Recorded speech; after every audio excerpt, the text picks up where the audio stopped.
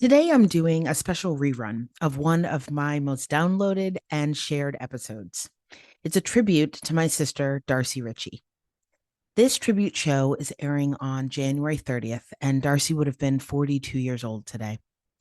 I think honoring her work, of which she was so proud, is just one way that I can celebrate her today.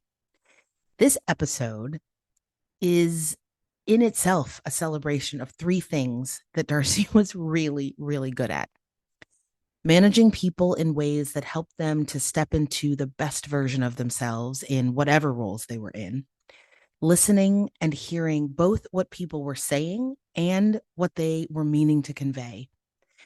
And perhaps most impressively, building organizational teams that allowed people not just to work across difference, but to transcend it so that their work together was greater than the sum of their individual parts. If you've heard this episode already, I recommend listening again. And if you haven't, you're in for a treat. It's a fantastic conversation between me and my thoughtful and talented sister. Enjoy. Welcome to the Nonprofit Mastermind podcast. I'm Richie-Babbage. I've been in the social impact game for 25 years as a social justice lawyer turned two-time nonprofit founder and leader turned growth strategist and coach for leaders around the country. I grew my nonprofit from me and an intern in a tiny closet to a high-impact seven-figure organization. And along the way, I learned so much about how to build an organization that has real impact and how to do it without burning out. In this podcast, I share the nuts and bolts of all of it so you can do that too. We dive into the mindset, strategies, and tactics of how to scale a high-impact organization and how to do it in a way that's truly sustainable. Hi, Darcy. How are you? I'm good. I'm really excited that I had the idea to have this conversation with you on my actual podcast. I'm excited too. It's crazy listening to your podcast every week and now you can say Exactly. So, like I told you, I want to talk to you about teams, about building teams, maintaining teams, managing teams, leading teams, sort of the secret sauce that goes into making teams work. So, as I said in my intro, and I will say again for our listeners, we are sisters. Yes. Which makes this a lot of fun. And also, particularly because of COVID over the last year, I've gotten to spend a lot more time actually sitting in the room with you while you work, while you lead your team at Generation Citizen. And I've always known that you are probably the most effective and phenomenal communicator I know. But seeing it in practice and seeing you sort of apply your natural given skills and talents to a team that you have not even met in person. Yeah. It's been really, really phenomenal. And so since this podcast is about how leaders can operationalize and think about strategies for building, scaling, and running high-impact nonprofits, and teams are so central to that, I thought you would be a great person to talk to about teams. So that's to share my thoughts. Awesome. So let's kick off just sort of going right to the core of things. I have taken to calling you the communication whisperer, like the dog whisperer, the horse whisperer, some non-animal. Dog and horse? Teams, dogs, and horses. Yes, okay. But, like the person that sort of comes in and like makes everything work in some magical way. And whether it's your personal life, as a manager, as a peer, you always manage to keep people and teams together and working really smoothly. And my sense from you is that it comes down to trust and communication. So I guess my first question for you is that sense right? Are those sort of the core elements of a well-functioning team? And what else is there? Well, you definitely named the two things that I think about the most, trust and communication. I would say I think about communication at least once every single day. And so I do think those are the core elements, like secret sauce to any team. But I would also add joy. I think that any team that I've been on, when I was on in Teach for America with Tasha and Karen, when I was in Uncommon Schools and I was working closely with Emily and Amy, like any team that I'm on, you have to have joy, you have to laugh, you have to have fun. And so I would say those are the three elements: trust, communication, and joy. I love that. I really love that. And I think one thing that a lot of people have been thinking about over the last year and a half, as we've been navigating COVID, how do I keep my team together? How do I keep us feeling like a team? That last piece, finding moments of joy together, laughing together, feels maybe even more central than the other two. Would you weigh them all equally, or are they interrelated in some way that sort of plays out differently depending on the circumstance?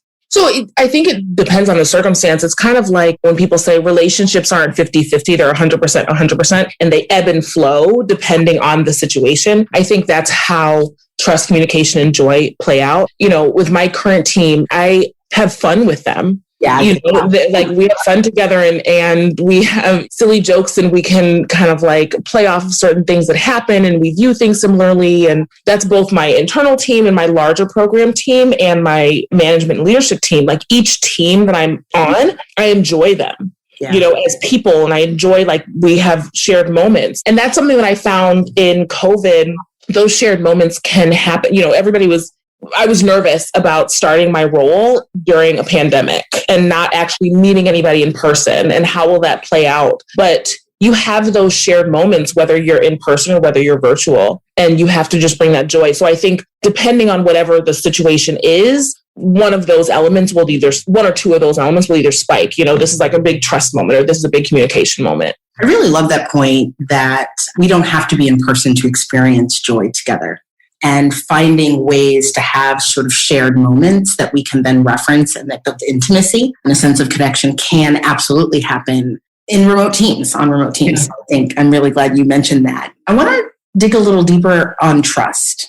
So I spend a lot of time talking with the organizational leaders that I work with about building trust on teams. And I've often talked about how I think as a society, as people, as leaders, we always talk about trust as it pertains, or not always, we tend to talk about trust as it pertains to liking people, right? We equate trust with liking people. I trust her, so I would have coffee with her, or I trust him, so we'd spend time together. And if I don't feel like I'd want to spend time with that person, I must not be able to trust that. Yeah.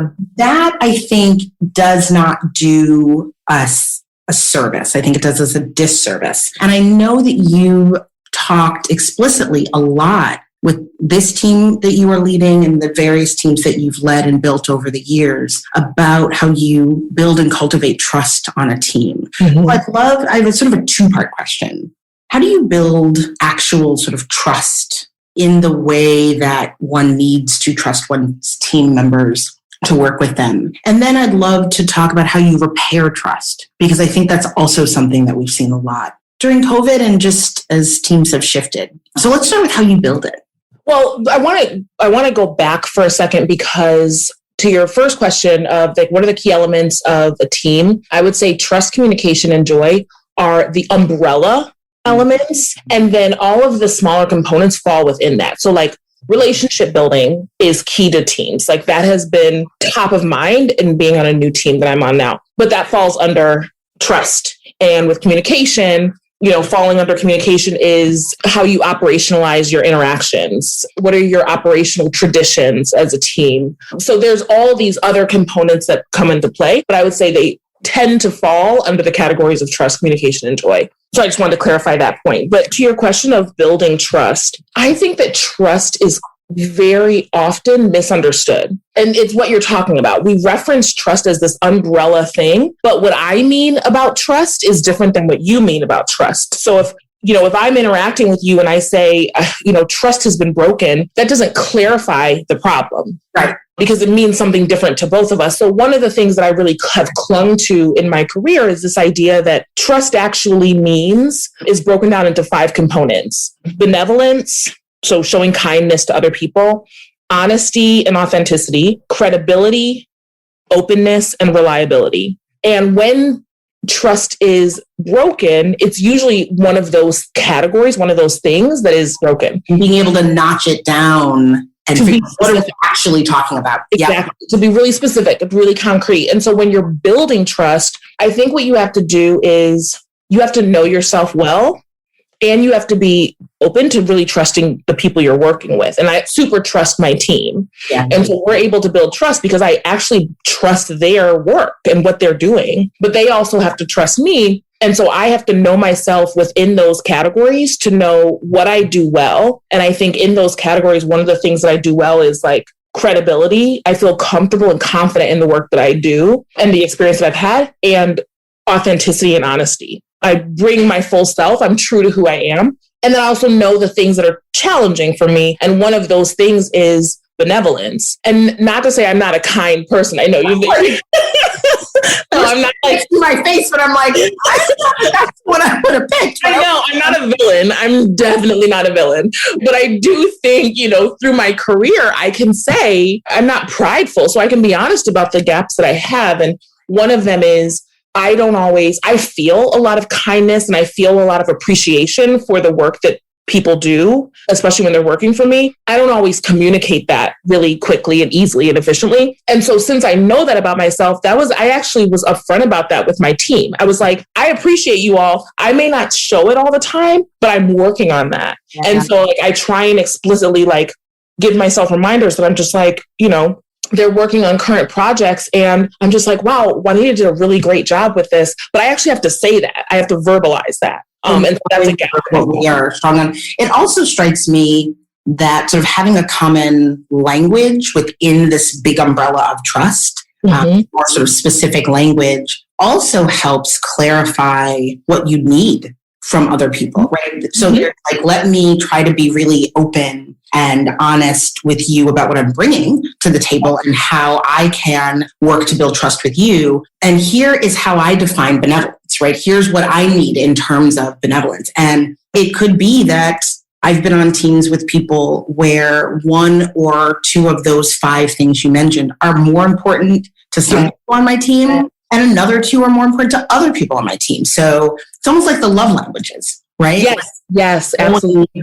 Here's how I show and build trust actively, and here's how I receive and need. Here's what I need from you to build trust. Yeah. And I know that in a really explicit way. I know that benevolence is a really big deal to Bonnie, and credibility means a lot to Megan. And I also know my trust in them leans into one of those elements more than others. But everybody is different. And that's where kind of communication starts to flow in. Yeah. And those other elements, everybody is different. So it actually is a big deal for some of my team members if I cancel a meeting or miss a meeting, if I do that too much, because for them, reliability is trust. Yeah.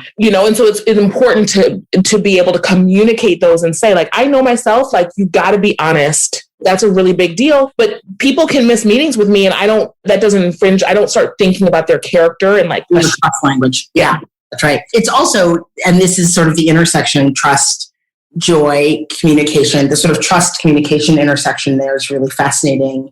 Because I think about the role of people who are leading and managing teams, creating space in which people can cultivate trust. Yeah. That it reminds me a little bit of parenting, and not in the sort of paternal, not I'm not parenting the team.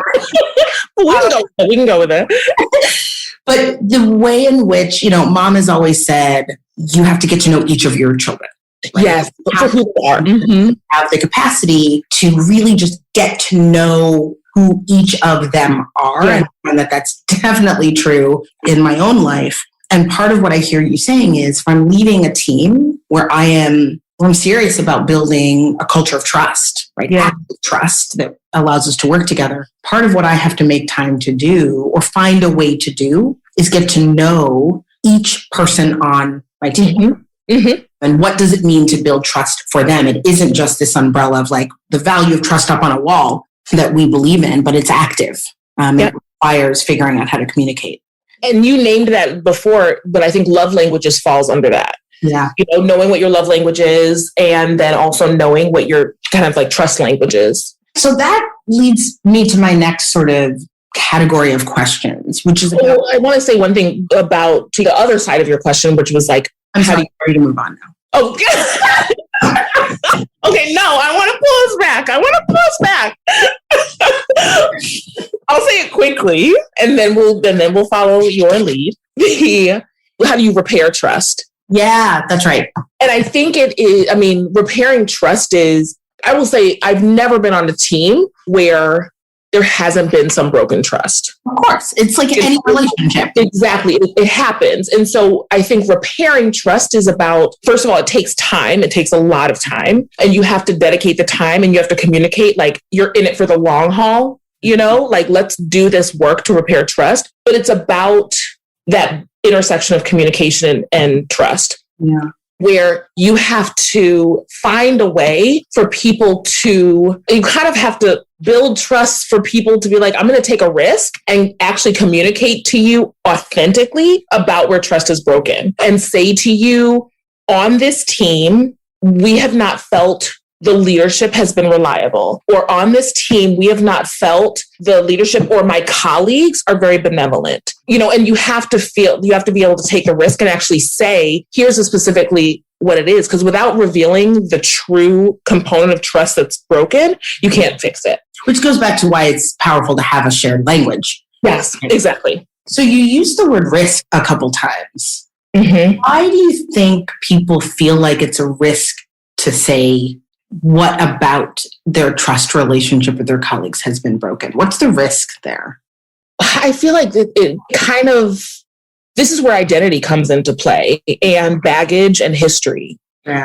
I think about myself as a Black woman, and I've had experiences in my career where I've kind of leaned into taking the risk and being honest and authentic about what challenges I'm having. Mm-hmm. And I've been, faced, or people have responded with like, whoa, you're being a little aggressive, or like, if I'm just like, I don't like X, it's like, whoa, that's intense, and so there is a risk in me revealing myself and being authentic, because I could be judged, and I'm kind of like, I'm opening myself up to other people's biases. Yeah, that's right. I remember when I first started sort of hiring people, when I was building my team initially at RAP, and sort of learning, how different people communicate and different communication styles. And some people are fast processors or external processors.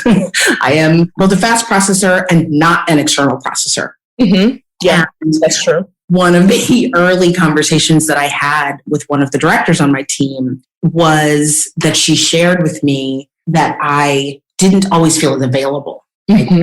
She was an external processor. She really talked through things out loud. That's like how she figured things out. And that felt deeply oppressive to me. And what we had to figure out, and this is where our ability to build trust, and it was one of the most amazing, effective working relationships I've ever had. But it's because we figured out how we were going to communicate with each other and build a bridge despite having very different sort of ways of being and trust languages. Yeah. And so, speaking to the judgment piece, I was her boss. I was her new boss. This is 3 months into our relationship. We were doing our check-in, and she did take a risk and say, how I work best, I don't feel like I'm getting as much of you as I would need. And I'll be honest, my first thought, for those of you listening, who are leaders and think that we have to, our first thought has to be the benevolent, kind, understanding one. My first thought was, maybe this isn't the best place.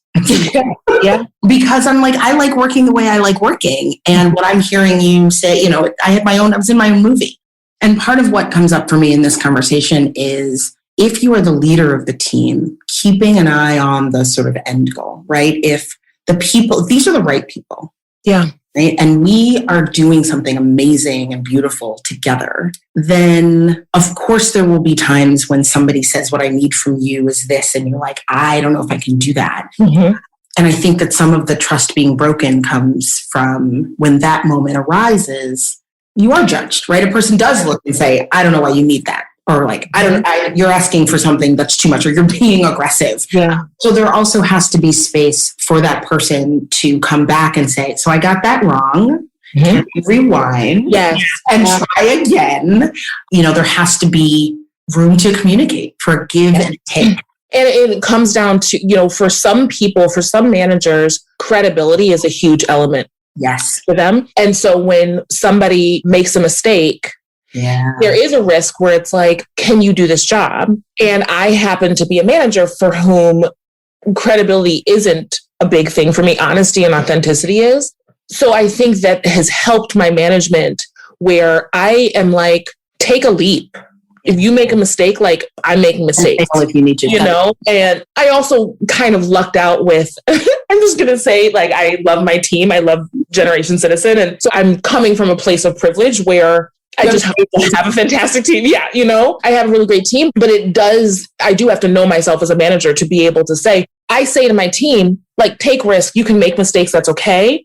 And I'm building trust when I say that, because I also know that I'm not going to kind of loop back to a mistake they make and be like, oh, but is this right for you? And why did you make that mistake? Right. Exactly. So I know myself well enough that I can actually put that forward as this element that I'm like authentic about. You can make mistakes. So talk to me about managing through layers, because I think a lot of what we're talking about works really well for the people who directly report to you, right? Mm-hmm. Or your direct peers. And I know that a significant part of your career, I mean, you started your first school when you were 25 and you built a team of, I don't know, dozens of people. And so right from the beginning of your career as a manager, you were managing through layers, right? You were managing people who are managing people who are managing people. And you had to figure out how to build a whole team and a whole culture. So I feel like a lot of what we're talking about is like, how do you build trust one-on-one? Mm-hmm. But how do you do this? How do you build and sustain trust and communication and joy in a coherent way with a dispersed, layered team as a leader? Well, the first thing I will say, just as a throwback to when I was a principal, is I learned my management philosophy from failure. You know, I learned it from, I would say to my founding staff, like they taught me, you know, I had a staff of 12 people when I was a principal for that first year, and I was able to make mistakes. And then they kind of gave me the benefit of the doubt to like stick with me for all of those years that I was a principal. And so I learned, so everything all of my philosophies about leadership have come from mistakes and have come from. In the case for most of us, if we're willing to let ourselves make the mistakes, we will learn from them and be better. Yeah. Yeah. And so that's kind of how I've learned that. I will say managing through layers is about establishing a culture where every team member can predict a response that is going to be a trust response, a communication response, or a joy response. So when I'm thinking about when I was on the team with Tasha and Karen, we were leading a team of, I always get this number wrong, but it was like 45 people. Karen knows the number better than I do. But it was through layers because we also had like close to 600 teachers that we were supporting. And so that meant that we had to be really concrete and transparent about what we stand for as a culture. And so to give you an example, one of the things that we stood for, and there were a lot of mistakes that we made, but one thing we stood for is open, authentic communication. And another thing we stood for was feedback. We really tried to say giving authentic feedback. That is something we believe. That means that we had to look at all aspects of our operating. The emails that we sent, the team meetings that we led, the phone calls that we made. We had a remote team across the country. And so the Zoom calls, we had to say, how is communication, open communication, and how is feedback playing out in all of those interactions? And then if we're explicit about it with our direct reports, then they can be explicit about it. They just know what to be explicit about with their team. Yeah. So clarity and consistency. Yeah.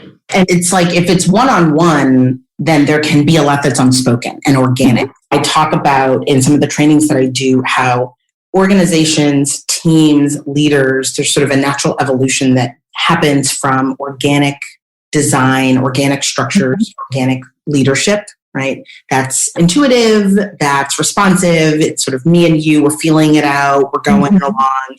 Things are unnamed. There are not a lot of structures, processes, norms that are identified. There's a shift as teams grow. And it sounds like as we add layers to team, from organic to intentional. And that's where you start to say, okay, what are the norms, the guardrails that sort of bound our respective autonomy relationship to one another?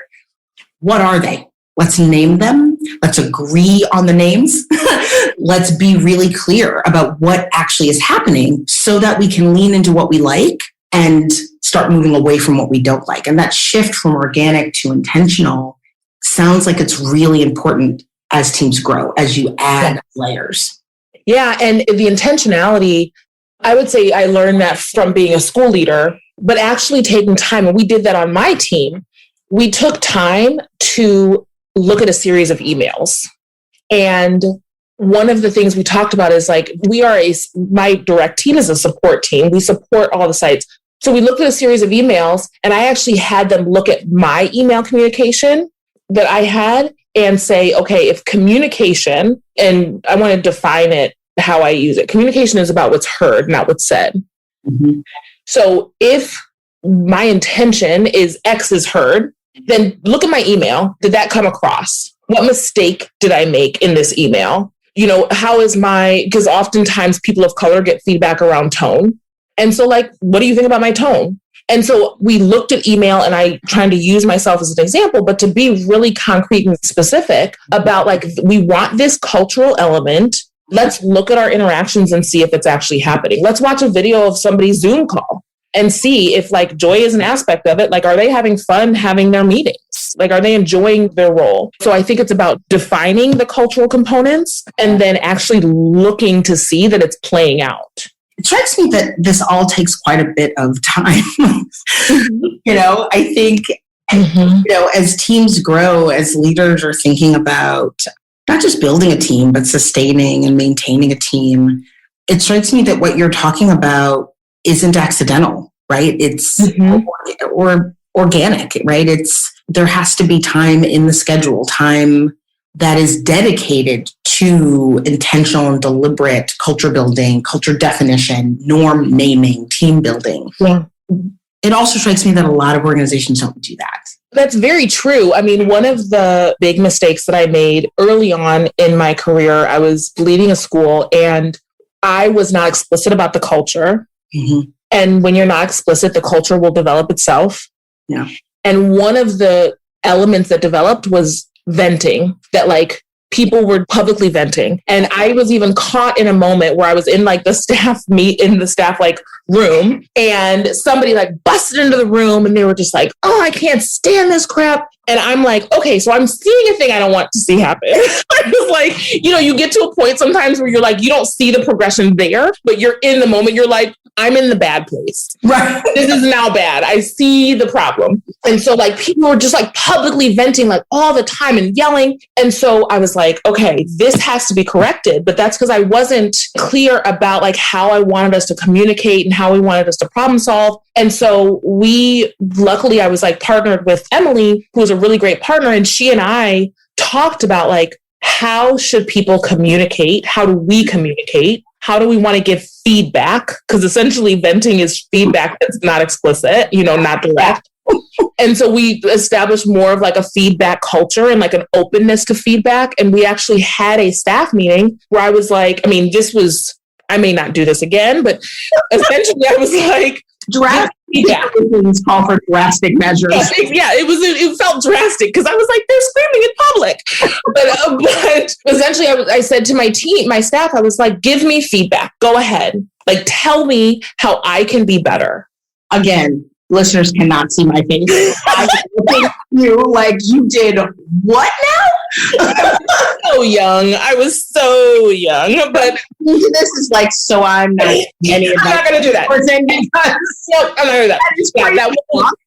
Yeah. But luckily, like I had relationships, so people didn't take advantage of that moment. Luckily, like by the grace, like I appreciated that. But it was kind of like we did feel like we had to say, okay, we need to be explicit about giving feedback and communication. So like that was a example of when you make a mistake and you're not explicit about the things that you want to see in your culture and your team, and how you have to shift to say, okay, here's what I actually want to see. And now I have to look at all my interactions, ways of operating, all of that to see how it's actually playing out. And all joking aside, I think one thing I mean, there are lots of sort of operational challenges with the, I'm going to stand in front of a room. Everybody just tell me what you think I did wrong. Mm-hmm. But what it does do is signal, going back to this repairing trust and the sort of 5 elements that we mapped out. It does actually signal a deep part of your personality, right? The authenticity piece, right? Mm-hmm. For you to say, look, I'm the leader of this school. I've made a mistake and we have to sort of reshape the culture. I am going to signal to you how truly I am committed to reshaping this culture by just putting it all out there. Yeah. Right? So, yeah, maybe that's not exactly, there's some dangers there, but it is an indication of the kind of leadership you wanted to demonstrate. And in that, it is consistent with who you are, right? Yeah. As a leader. And so you were signaling something by doing. I think there's real power in that. So my last question is actually tied to some of what we were talking about earlier, repairing trust, and a little bit of what we're talking about here. But you did work turning schools around, right? Turning into sort of turnaround work around the country. And it meant that you were sort of going into broken teams with people you did not know, right? They would sort of find you from wherever they were, different parts of the country, and fly you in when they were in moments of institutional crisis. Right. And so I'm interested both in whether there were common challenges that you saw sort of on a team level, right? So you pointed to one of them, which is not being clear from the beginning about the culture you want to build. I think another one we talked about is like not making time, not making this a part of your job as a leader, right? To craft a culture and a team intentionally. I'm interested in whether there are other themes. And then what did you do, right? Like if you are a leader of a team, and this speaks a little bit to what you were just saying, and you sort of look around and you're like standing in the staff room and people are screaming, you're like, oh no, we are broken right now. What do you do? So let's start with like themes. Like, are there sort of common challenges on the team level that lead to this kind of breakdown that people can be aware of? Yeah, I mean, it again goes back to trust, communication, and joy. There's joy is the umbrella of the why. Like, why are you there? What are people passionate about? Why is everybody working for you? Why are they at the school? Why are they at the organization? And what excites them about the work and what also excites them about their lives? Yeah. You know, like just in general, what is exciting, because part of the communication that we have as a team, my current team, isn't just about the work every single day. It's also about, you know, the fact that like Eli was really excited about Universal Studios, right? You know, and both of Megan's daughters like went back to school, and that was like a really big deal. And Bonnie got her beautiful little daughter got new glasses, and Liz is getting married, you know. And so it's about like what is exciting. Yeah, what's exciting for them, for all of us, about just our lives living. And so I think those 3 elements come into play. The other piece that when a team is broken that I think has been a trend is, well, I'll say the specifics about trust, but also just like identity harm, you know, harm around your character. And I think that's under the umbrella of trust, but like I pull that out because sometimes people are just really hurt. Yep. Yeah. You know, and like, though you can rebuild that by being like, have I not been reliable? Have I not been honest? But sometimes you just like hurt my feelings. Like you have done things that are harmful. And when you're working with a team that has some broken elements, sometimes you have to look for that harm. And just start there. And just start at the harm. And the frameworks, just be like, let's just talk. Let's talk about how you've been hurt. And also myself, is because what you're referencing is me being a consultant. For the time that I was a consultant, I had to position myself as like the person who is, I don't intend to harm you. Right. But I am also not the the person that hurt you. Right. You know, like I'm not like the savior to your villain. I actually have to partner myself with that person, because addressing harm isn't about you building a close relationship with Darcy. Right. Address and correct some of the feelings that you've had with the other person. In a lot of experiences, that person is gone. Yeah. And so we have to look at who is left that still represents some of those components. Yeah. Yeah, I think that's really powerful. I mean, ultimately, I started off this conversation talking about sort of teams and culture, and there's a way to think about all of it. And I think my instinct, my orientation, you and I have talked about this, is, I like frameworks, I like rubrics, my instinct is to say, okay, like, how do we understand the systems of building teams? And what I think you do really well and what you've highlighted here is teams are made up of people, right? And of course, there are practices, there are models, there are frameworks, there are things that if you want to build a powerful team, you should do, right? Focus on trust, communication, and joy. Get to know the people on your team. Be clear and consistent, right? And you name some of those, but fundamentally at their core, we're talking about people. We're talking about relationships. We're talking about people who have feelings, who are living in their own movies, who are inviting you sort of into their world and want to be part of your world. And you have to, I think the biggest piece is you have to see each other's humanity. Yes. And when we are upset, when we're frustrated, when trust is broken, we start to lose that sight of humanity, especially as managers. Not as managers like losing a sight of humanity for the people we're managing, but almost like I have to humanize myself as a manager if I'm rebuilding trust. Because my team can almost dehumanize me. They can not see me as a feeling person, and that's a common thing that I see is when people are like, I don't trust my manager. They have upset me and frustrated me. That manager is like dehumanized. And so a lot of work that I did around turnaround was about humanizing the leader. Yep. And again, to go back to my slightly problematic example of parenting, I think you go, I would talk about, so a lot of listeners know I have a 7-year-old and a 3-year-old. We've talked about Robert and Edward often. Some of the things that they're my whole world. I love them. That's right. feel comfortable saying are because, like, I'm mom. I'm not Brooke. Yes. I'm not Brooke, daughter of Roy and Julia, sister of Darcy, friend, right? I'm mom. And right now, mom is doing this thing that is bothering me, hurting me, seems unfair. And the figure that is mom can withstand anything. I can say anything. Yeah. Figure that. Yes. Oh, and that's Robert really presses on that. Right? Yeah. And the way in which I, have both been on the sort of giving side of that in my sort of self-righteous 20s and on the receiving as a leader that, I see what's happening right now. You are not communicating with me or hearing me as Brooke. You did yesterday, but then I did this thing, or we had this disagreement. And now I am leader with a capital L. And you feel that you can say things to the leader with a capital L that I'm fairly certain you wouldn't actually say to Brooke. As a person, yeah. And it's probably because they themselves are feeling dehumanized. That's exactly right. That's where it's coming from. And so, being able to get down to a vulnerable place as a team is rebuilding. And the thing that I will say that I haven't highlighted this, but my current team knows this is a really big part of my way of operating. I lean into conflict. Yes. I believe that conflict can be very relationship building. But I want to just highlight really quickly for the listeners who do not know you as I do. You are not like an adversarial person. I'm like, burn it down. Before you give your example, just speak for a second what you mean when you say lean into conflict. Because I think people hear that and they think, there are people who are argumentative. There are people who look for conflict. And I think you mean something different.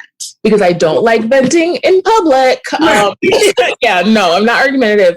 What I mean by leaning into conflict is I believe that behind conflict is vulnerability and authenticity. You don't run away from conflict. And so I don't run away. I think when you have identified a tension point, you've identified an opportunity to get closer and to kind of be vulnerable with each other and to be open. If there's a tension point, and that's part of why I really appreciate and seek out feedback. Because if I've done something that you don't like, I've revealed a really vulnerable personal part of you, an intimate part of you. I want to learn about that. Tell me more about that. And if you feel frustrated with me because you feel like I haven't done something, there is an impression of me that isn't true to who I think I am. So we have to dig in.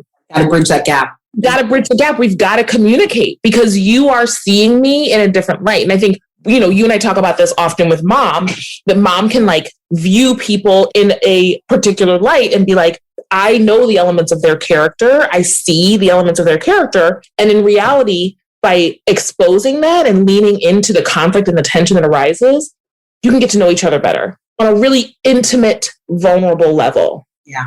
And that's what true trust is built on. Exactly. Where you don't have to shy away from your failures. You don't have to shy away from your faults and mistakes. That it's like, yeah, I'm a fallible person. And now you know who I am.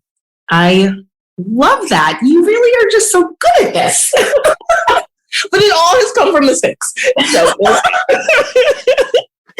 well, in our next podcast conversation, we can just do a sort of a history of mistakes. Part 2. Yes. What are the biggest mistakes that you've made? Right. I feel like I should do like a panel conversation. Oh my gosh, please do. Right? That's a great conversation. What are the biggest mistakes that you've made? Oh my gosh. I know. That's what I'm going to do next month. Yeah. Panel conversation. You're going to be one of the people. Just, it's coming. I'll talk about them. Well, this was a wonderful conversation. I'm really glad you agreed to join me on the podcast. Thank you so much for sharing your wisdom. Thank you for having me. And I will talk to you very soon for family night. It was like in a couple minutes. Bye. Bye. Thanks so much for joining me this week. If you enjoy this podcast, I would love for you to leave a rating and a review. I read every single one, and they really do matter.